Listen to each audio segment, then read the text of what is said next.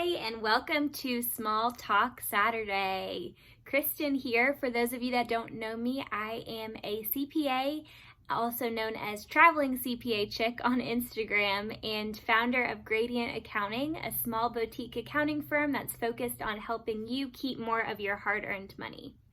So Small Talk Saturday is a segment that I'm doing where I'm going to dish for about 1 to 2 minutes to bring up a topic that's relevant in the business and travel realm. So we're either going to get nitty gritty about business and how to save you money and prepare for tax time, or we're going to keep it light and fun and talk about travel hacks and tips and tricks. So this Saturday, I'm coming at you live with a really fun tax tip. And I know you think tax is never, ever going to be fun, but I promise this is kind of cool. So this is a tip that I read about through the Tax Girl blog. And if you don't follow Tax Girl, she is awesome. I kind of nerd out on her stuff.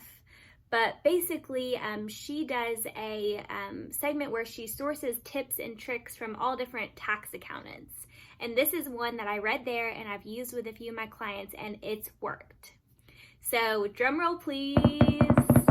The tip is, every time you send anything to the IRS, anything, send a check with it. And the check can be for $1, $2, and it doesn't mean you don't have to owe money to send a check to the IRS.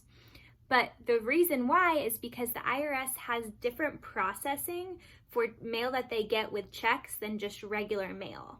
So they're going to prioritize, and they have different controls around this check than they would just any old letter. And then also you'll be able to know when they've received your mail because your check's gonna have been deposited. And then eventually, if you didn't owe any taxes, you'll end up getting your money back, and sometimes you'll even get interest back. So that is my Small Talk Saturday tip for today. I hope you enjoyed it. Comment and let me know if you have any other hacks that you use when you're dealing with the IRS. But I think that is a great one. I'll see y'all next week.